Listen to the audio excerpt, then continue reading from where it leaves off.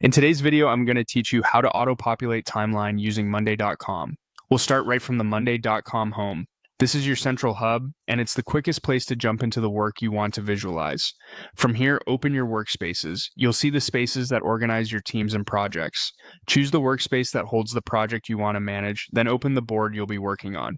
Think of the board as your table of items or tasks where each row represents a single piece of work.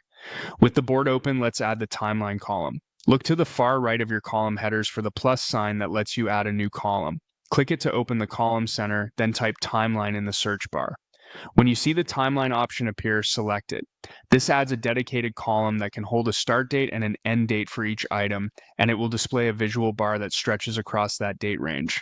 Next, set a date range for an item. In the timeline column, click the cell on the row you want to update.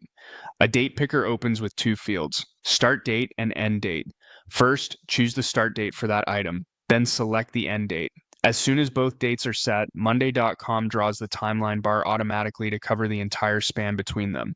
Here's the best part. The timeline will now auto-populate and update whenever either date changes.